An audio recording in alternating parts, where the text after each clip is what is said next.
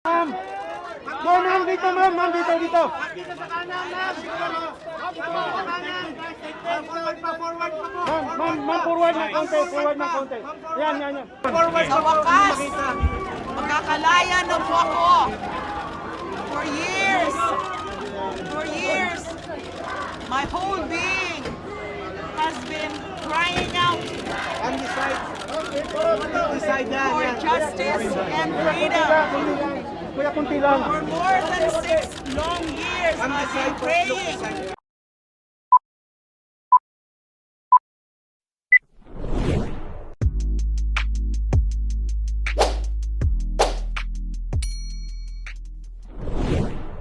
Welcome back sa aking YouTube channel. Para sa mga first time lang po na manood, please click mo na yan, Jervis TV Manila. Anyway guys, wala nang bayad o libre lang, tulong mo na lang din sa kapwa mo. Alright? Thank you very much po. So topic natin for today's video, breaking news guys. Senador Laila de Lima nakalaya na at sampal ito kay Digong. ICC is coming nga ba? Mukhang nakakamoy ICC na guys. So, yun ang laman ng balita ngayon. Yung araw na to. Kanina, mga alas 2 ng hapon guys. Na-grant na yung bail ni dating Senator Laila de Lima na makapagpiyansa na siya. Pagkatapos ng mahabang mga hearing, pagkatapos ng 6 na taon guys na nakabilanggo itong si Laila de Lima, sa wakas ay nakalabas na rin. So yan ang laman ng balita. At ano kayo masasabi niya, di ba? Pagkatapos niya makalaya dito kay dating Presidente Digong at kay BBM na kasalukuyang presidente na ngayon ay nakalaya na. So atin muna panonoorin guys bago natin ituloy ang ating reaksyon yung kanyang press con kanina mga 7 p.m. So ito na. Pasok, Laila.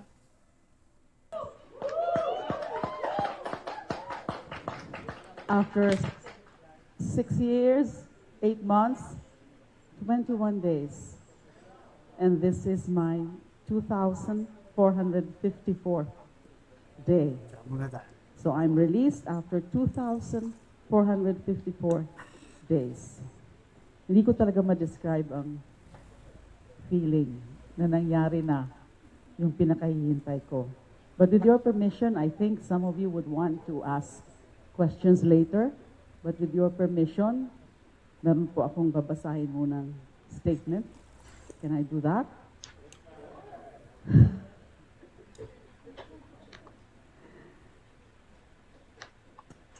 Though it took too long, I never lost faith that my inevitable freedom will come.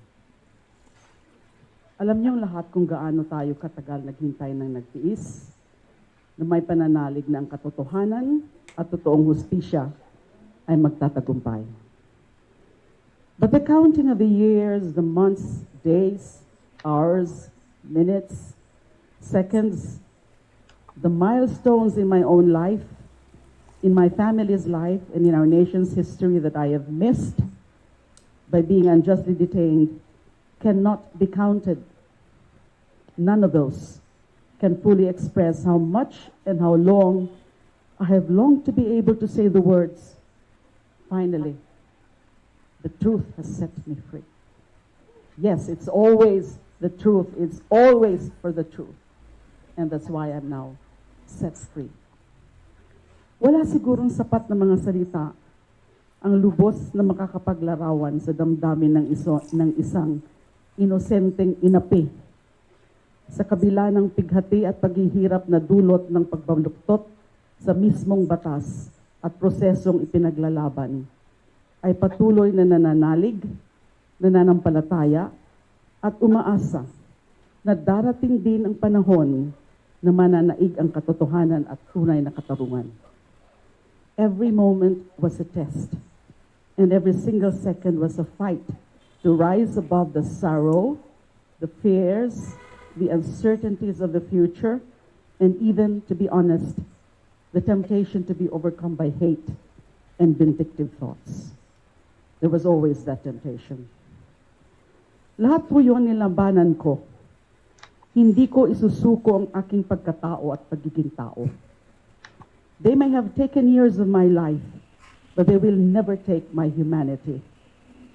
Ang mundo ay puno ng mga taong buktot ang kaluluwa at makasarili sa harap ng pagdurusa ng taong bayan. I will never be one of them. Every second, every minute, every hour, every day, every month, and every year of the last 44,054 days was a struggle. But the one thing I can honestly say is that I never allowed myself to even entertain any regret. No regrets. Yes, I wish things turned out differently, but these are things that were beyond my control. But for the things that were, what I did, how I reacted, and my reasons for fighting for those who were victimized and cannot speak for themselves, I have no regret. As I appear before you today, 6 years, 8 months, 21 days, after I peaceably surrendered myself to the authorities, it is one of my greatest achievements in my career and in my life to say that not only did I survive all these years of persecution and unjust detention, I came out stronger than ever, with an even stronger commitment to truth, justice, human rights, democracy, and the rule of law. These are not just words to me. These have been my lifeline. These have been my life before, during, and after my unjust detention started. Kayo po ang aking pinaglaban. Kaya maraming salamat dahil ako rin ay inyong ipinaglaban. Maraming salamat po sa mga panalangin nyo at sa walang kapagurang pananalig nyo sa katotohanan. Diyos mabalos, mabuhay ang sambayan ng Pilipino at ang Pilipinas. So yun guys, napanood nyo, di ba? Grabe, di ba? Napakalit lang na statement niya sa kanyang press con, pero malalim, malaman. Talagang mabibilib ka talaga sa kanya. Ako personally talagang nabilib ako sa kanya. Sa kabila ng hirap niya, kaya nga di ba na-compute niya na sa 2,000 days almost yung kanyang ginugol sa kulungan. Di ba? Almost 6 years and 8 months, sabi niya, and 21 days. Binilang pa niya guys. Talaga namang antindi guys, kahit siguro ikaw o sino sa atin ang makukulong ng mga ganong panahon na inaasa mo yung justisya, hindi mo makakamit. Sa kabila ng lungkot, di ba? Hirap, no, yung mahiwalay sa pamilya niya, sa mga okasyon, alam naman natin yan, di ba? Sobrang hirap nandun lang sa kulungan. At now stage pa yan guys, na-stroke pa yan. So sa dami niyang pinagdaanan bilang isang babae, talagang mabibilib ko sa kanya. Napakatatag niya. At ano yung pinakamagandang sinabi niya na tumatak sa akin? So, dito kasi sa ating vlog guys, meron din tayong binablog, panoorin nyo rin po yung salita ng Diyos na pagkain ng kaluluwa araw-araw. So, siya guys, sa tindi ng mga pinagdaanan niya, alam niyo naman guys, di ba? Lalo na nung una pa lang, nung unang hearing pa lang yan, halos binastos siya ng lahat ng mambabatas na nandun. Tapos, napakaraming testigo na talagang kinonfirm o sinumbong na involved siya talaga sa drugs. So, kasi guys, 3 ang kaso niyan. Yung unang 2, na-dismiss na. Lahat doon ng mga witnesses doon, nag-recant o bumaliktad. Ang sabi nila, isa lang ang dahilan nila, na pressure sila, tinakot sila, kaya, kumbaga, parang invento lang talaga. Doon mo makikita na mahina. At itong pangatlo na to guys, hindi pa tapos ang kaso na to, pinagbigyan lang siya para makapag-bail kasi nga tumatagal ang kaso niya, mahina naman. Kaya binigyan siya ng pagkakataon na makapag-bail. Itong sa sala ni Judge Jenner Gito ng Regional Trial Court ng Muntinlupa. So sa wakas nakamtan niya ang kanyang matagal na inaasa. Kaya sabi niya guys, ang magandang pinaka sinabi niya maganda diyan ay yung pananampalataya niya. Hindi siya bumitaw guys, hindi siya bumitaw. Dahil nga naniniwala siya dahil wala siyang kasalanan at darating yung araw makakalaya siya sa kanyang isinampang inventong kaso. Actually guys, marami kasi dito yung marami dito ang napaniwala na totoo ang kanyang kaso. Kahit ako guys, naniniwala din ako, talagang lumaganap sa social media, talagang tinira siya ng tinira na involved siya sa drugs hanggang sa nasira ang pagkatao na yun hanggang sa kinulong na siya. So marami na paniwala. Ako naniwala. Kaya ako guys, nung 2022, di ba, tumakbo, hindi ko rin yung binotos dahil sa paniniwalang baka nga involved yan sa drugs. Di ba? Pero ito na, after 6 years, napatunayan guys, kasi yung dalawang kaso ng mabibigat, dismiss, ito medyo malapit na rin itong ma-dismiss kasi mahina. Kasi pinayagan na siyang mag-bail. Ibig sabihin, mahina yung kaso kahit walang bail yan. Actually, mga kaso niya walang bail. Pero, ganun pala sa korte, pag nakita na talaga mahina kahit walang bail, pagbibigyan ka ng bail. So, sabi niya nga dyan guys, di ba, natutukso pa siya nung time na yon na i-give up na lang niya yung paglaban niya. I-give up na lang.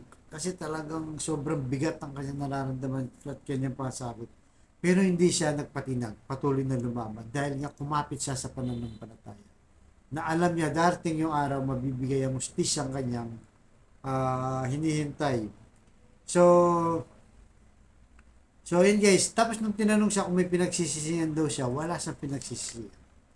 Kasi nga, di ba, ano ba nag-ugat niyan kung bakit siya nakulong? Kasi guys, nung bago umupo si Pangulong Duterte, siya ay senador na yan. Di ba? Siya yung Senate Blue Ribbon Chairman Committee. So pag upo ni Duterte, inimbestigan niya kagad yung DDS na tinatawag. Hindi yung diehard Duterte supporter guys. Davao Death Squad. Yan. So kinilaban niya na si Duterte. Talagang yung human rights doon, talagang binanatan niya, di ba? Na may nagaganap na patayan. Siyempre, nakaupo na si Duterte. Ayun, pinoration na sa hanggang sa natanggal na bilang chairman ng Senate Blue Ribbon Committee, hanggang sa kung ano-ano nang ginawa sa kanya. Hanggang sa mapukulong na nga siya. Nakalauna na, inalaman natin pare-pareho na invento lang lahat. Dahil sa mga witnesses din ang nagsabi na pressure. Yung iba doon din, namatay na lang din. So, yun ang matindi guys. Kaya ang sabi niya, tinanong siya kung anong masasabi niya kay Pangulong Duterte at kay BBM sa kanyang administrasyon ngayon. So, panoorin muna natin guys yung maiksing video tapos tuloy natin ang ating reaction. Right? So, pasok, Laila de Lima. Si Honorable Judge Tener Quito sa kanyang katapatan sa batas at sa hustisya. At gusto ko rin pong pasalamatan ng BBM administration for respecting the independence of the judiciary and the rule of law. Sa inyo pong lahat na naniniwala po sa akin, maraming salamat po. Hindi niyo po ako pinabayaan. Pinaglaban niyo po ako dahil pinaglalaban ko po kayo lagi. Maraming salamat. Sa inyo, media, sa inyong walang pagod na susubaybay sa aking mga kaso. Malaking bagay po yun. Maraming salamat. So yun guys, napanood nyo, di ba? So, tinatanong din kasi siya ng media kung anong gagawin dito kay, o anong masasabi niya dito kay Duterte, tsaka kay BBM. So, kasi sabi ng mga netizen ngayon guys, sinasabi nila, ipalit nyo na sa kulungan si Duterte. So, ipasok niya, total nakalaya na si De Lima, di ba? At gaganti ba siya? Kay Aguirre, kay Duterte, at yung kung sino mga na nag-ano sa kanya. Kung sino man sa kanya yung nakipagsabuatan niya para pasinungalingan at ikulong siya. So, ganun din, sabi niya, nagpapasalamat din naman sa kay BBM dahil pinabayaan niya at hindi siya nakialam sa judiciary. Diba? Kasi pwede naman yung pakialaman niyan guys na huwag niyong ilabas niyan kasi nakakaya kay Duterte. Diba? Pero hindi siya nakialam. Sa kabila ng na opposition sila, nagpasalamat pa nga siya, guys. Nagpasalamat pa siya kay BBM dahil nga pinabayaan niya yung hustisya. Kasi si Lali Dilima, alam naman natin, di ba, sinuporta niya si Lenny Robredo. Kaya tumatanong din siya ng utang loob. Pero hindi dahil pinalaya siya ni BBM, guys. Hindi. Imagine nyo, 6 years kang nakulong tapos makikipagsabuhatan ka lang, di ba? Ayaw nga niyang magmamakaawa lang siya. Gusto niya talaga ilaban ang laban na to. Kaya siya nanalo.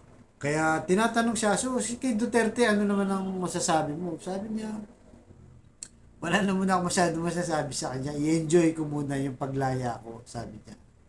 At ang masasabi ko lang sa ngayon, sabi niya, patawaran siya ng Diyos dahil sa alam naman niya kung ano yung ginawa niya sa akin. So, malaman yun sinabi niya, guys.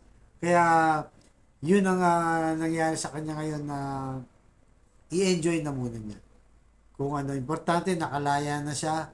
At ang importante dito, umiiral pa yung justisya sa ating bayan na hindi lang kahil dating Senator Laila de Lima na ma-avail yung mga ganitong justice, di ba? Sana sa lahat, guys. Dapat sa lahat ng nangangailangan humihingi ng justisya sa ating bayan. So, ang ibig sabihin nito, ICC is coming na ba, guys? Kasi marami nagtatanong na baka susunod na tong ICC. Alright? So, narito yung video niya. Pakita ko lang sa inyo na pinasalamatan din itong judge na itong si Jenner Gito dahil nga matapang na kanyang pagdedesisyon na mag-grant ng kanyang bail, mapiyansa at makalaya siya. Alright? So, narito guys, pasok. Driving persecution. Do you plan to go after your persecutors? Do you plan to sue them? And your message to former President Rodrigo Duterte? First, yung message ko kay former President Duterte, isa lang, God forgive him and God bless him. Yun lang muna ngayon. Marami pa akong pwedeng sabihin sa kanya.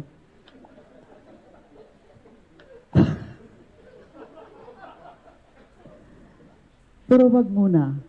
I don't want to be so, I don't want to be political sounding tonight because this is a moment of joy. This is, a triumphant moment for me. So I, as much as possible, I want to be gracious. And so yun na lang muna. God forgive him and God bless him. He knows what he did to me, I suppose.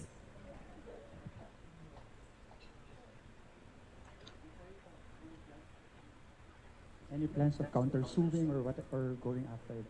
Pinag-uusapan namin yan ng mga abogado ko. Wala muna kami mga specific na mga pwedeng i-announce about that. There's always that option, but as to definite plans, pinag-uusapan yan.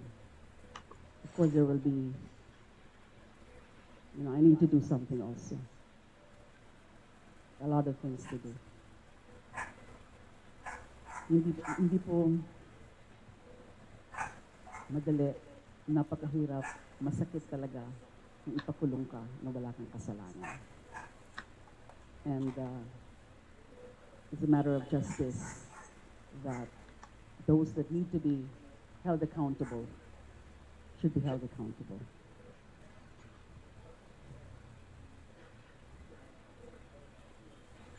You've mentioned about surviving. So yun guys, napanood nyo, di ba? So talagang, kahit pa paano ngayon, kaya nga, ako, kagaya na sinasabi ko guys, hindi natin sinuportahan si BBM, pero pag may magandang mga ginagawa siya, o sa kanyang mga policy, pinupuri natin. Kagaya nito guys, di ba nagpasalamat si Laila de Lima, na pinabayaan yung judiciary na magdesisyon sa sarili, na hindi siya nakialam. Yun ang punto ni Laila de Lima dito. Hindi na pressure yung mga judge, di ba, na lalo pang patagalin itong kaso ni Laila de Lima. At bukod doon guys, siyempre, dahil maganda yung policy na to, pinupuri natin yan si BBM. Hindi lang dito sa ating bansa guys, nakatingin din ang international community. So alam naman natin dati pa may mga nananawagan sa ibang bansa, mga human rights group, at saka yung mga senador, di ba, ng mga taga-US, nanawagan din na Free Laila. Dahil alam nila na biktima lang siya ng inventong kaso. Kaya saludo tayo kay BBM, at least umiiral lang batas, di ba? Ng patas na separate ng powers, hindi lahat hawak. Hindi kagaya ng panahon ni Duterte, di ba? Talagang pag gusto niya, gusto niya. Pag humarang ka, yari ka. Di ba? Ganyan nangyari sa kanya, guys. Pero ngayon, siyempre, matatapos din yun. Hindi naman forever in posisyon yung power tsaka yung pananakot. Darating din yung araw, magwawakas din yan. Nakagaya na nangyayari ngayon, nakamit na ni Laila de Lima ang kalayaan. Kaya mabuhay po tayo dahil kahit pa paano, may batas pa tayong umiiral dito sa bansa. At sa pamumuno ni BBM, kahit pa paano, pasalamatan talaga natin siya na huwag siyang makialam sa mga ganitong bagay na walang kinalaman yung justisya sa kanyang posisyon. Kaya kailangan independent lahat yan. Alright, so ganito naman po guys, abangan yung susunod nyo. Thank you very much.